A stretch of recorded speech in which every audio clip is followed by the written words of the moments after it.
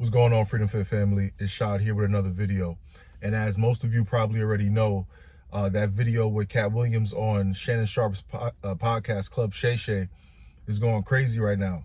And I wanted to take this as a moment to have a teacher moment, because there's a lot of lessons that we can learn from what he exposed by being in the industry, because he's someone who is actually in it and has seen things firsthand.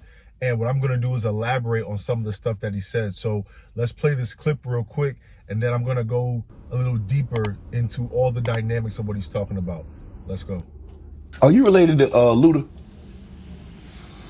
No. So there was a crossroads where we were both invited to an Illuminati thing, and it had to be one or the other of us, and decisions had to be made. So it was both of us. We were equal. One of us had to cut off all their hair and couldn't do the sideburn thing no more with the points. And the next person, they said, was going to get $200 million because they were going to pay him $10 million a movie to do 20 movies. And that's how the conversation happened. One of those persons turned out to be Ludacris, and the other person turned out to be Katt Williams.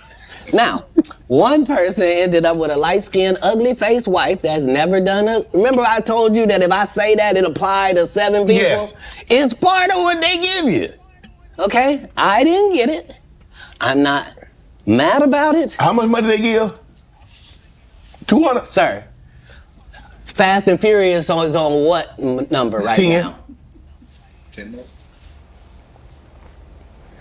200 million. I might need to get me one of them old women look the same. That's what they all end up saying at the end of the day. Kevin told you he wasn't gonna wear no dress until they offered him the dress, and then he put it on. And what did he say after he wore it? I made my own decision. Duh. But you didn't make it before they brought it up, did you? It's okay. It's all right. Okay, so I'm going to start this talk with a couple scriptures in mind. One, that Satan is the God of this world, and that God says the whole world lies in wickedness, and also to not envy the wicked, right? So what you got to understand is that in this industry, right, these higher ups, when you see big musicians, big actors, any big industry that is promoted by Hollywood, there's always a crossroad moment, right? Just like when you may have either been offered to get into a gang, or you know a friend or family member who's got into a gang when you were younger. There's an initiation process. Okay, for you to be down with this gang, you got to beat this person up, or you got to get jumped in, or you got to go kill someone. You got to put in some work. The same as with the industry. They want to know that if we're going to expose you to this world of darkness, we need to know you're down. We need you to do X, Y, and Z and sign this non-disclosure agreement, so that we know you're really in with us, right? You may have to kill someone close to you or authorize for that to be done. You may have to put on a dress. You may have to be bent over in a certain position a man shouldn't be bent over in. You may have to do a sexual act to somebody else. Basically, we need you to do something that is wicked, that shows us you're willing to serve Satan, so we can give you the things of the world. Just like Satan told Christ in the wilderness, if you bow down to me, I will give you everything, right? But the deception is that once Christ fulfilled prophecy, he would have dominion over everything anyway, over heaven and earth. But the wicked are weak. That's why the righteous are bold as a lion, but the wicked flee when no man pursues. They want the fame so bad. They want the money so bad. They want to fornicate so bad, right? They want to do all the things that are of the world so bad that they're willing to sell their only soul to get it. Like Christ says, what does it profit a man to gain the whole world and lose his only soul? What you got to understand is that the war is between God and Satan, not between one another, not between us on a carnal, natural level. So our body is a temple, and a temple is a place of worship. Within that temple, you're going to have one or the other spirit going, driving you. Either you have the spirit of the world, the spirit of error, the spirit of confusion, all these demonic spirits in you, or you have the Holy Spirit that will lead you to all truth. But what happens is that spirit communicates with your soul. Your soul is your personality, the talent you have, the way you think, the unique way you were designed by the Creator.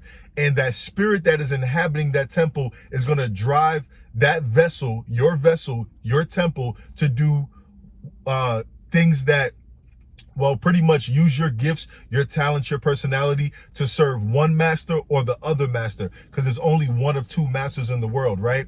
And what happens is these people who have taken that contract, who have sold their soul, right? Who have allowed their soul to be used by the enemy, they have to continuously promote and do wicked things, whether that's effeminize yourself in front of the masses of people by putting on a dress, to gain riches, right? Or make music that promotes murder and sin and all these things, right? To gain or continue to maintain the contract that we have. Or once you start transgressing against that contract, we're going to start having consequences. Okay, you're woke now and you don't want to do certain things. All right, let's take his family member away. All right, let's make this scandal about him. Let's keep him in line, right? Because that's going to show you who's in power. Just like Katt Williams said in the interview, Shannon Sharpe was like, yo, you're not scared of being blackballed? You're not scared of being canceled by what you're saying? He said they don't have no power. The thing that'll show you is that once they try to stick their chest out, the gatekeepers, the people who are treating them like a puppet, will show them where they belong. And that's the thing. They're always going to be a slave. They don't have any power, but they don't care. They wanted the riches, the fast cars, the mansions, the fornication over their soul, over their morals, because God is the creator of all.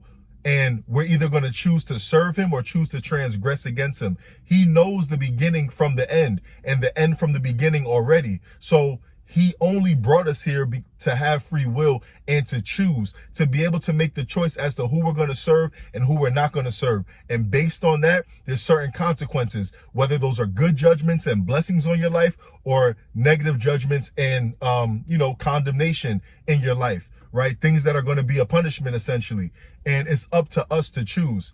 But you got to understand the occult, which is an organized way of serving Satan, has their hands in everything. I told you guys about this video by James Kawalia a couple videos back. He goes more in depth about that because he was actually in the occult. So he knows how these things work and how, for example, fraternities at college, listen, God tells you don't make any other promise on earth or on anything, on anything. Don't make any other promise about things on earth or in heaven, right? Don't swear by these things. What does a fraternity make you do when you join it? You have to take certain oaths. You have to go through initiation processes. All these things are demonic. Look at the pharmaceutical industry, the medical industry, all the sorcery and drug addiction they get people on. All these things serve Satan. All these rappers, they make a whole album talking about sin and then they say, thank God. Which God are you thanking? Because the Most High God isn't in alignment with any of that. But you're going to get all these hundreds of millions of dollars as long as you continue to promote sin. The moment you don't want to do that, there's going to be an issue. You're going to see people start dying around them, right? You're going to see a sex scandal or something put out in the media to try to expose this person and bring them down and silence them because you're not doing what we need you to do. So I just wanted to share that with you to help open your eyes as to what's really going on in this industry and why God says don't envy the wicked, because you don't have any idea what they've done to be in the positions that they're in. They've literally sold their soul, their morals, their values, and their relationship with God to be loved by the world, to gain riches of the world by doing sin. Because let's not confuse it. There's nothing wrong with having finances to provide for yourself. God will provide those things. You don't have to sell your soul and do sinful things to obtain it. But the wicked can't help that because they are willing to give away the morals. The morals and the values aren't what's most important. They will give up their whole soul and allow that soul to be possessed by Satan and serve him so that they can get these carnal things. But if you stay with the Most High and keep your relationship with God well, right? He says, don't grow weary in well-doing, for in due season you shall reap. Stay real, stay true, serve God, and he'll take care of you and give you everything that you need, because he gives and adds no sorrow to it. But Satan can't say the same. So I hope this video edified you in one way or another. If it did, please like, comment, and share it with somebody else. I ask that you subscribe to the channel, turn the post notifications on, and I'll talk to y'all next time. Freedom and truth.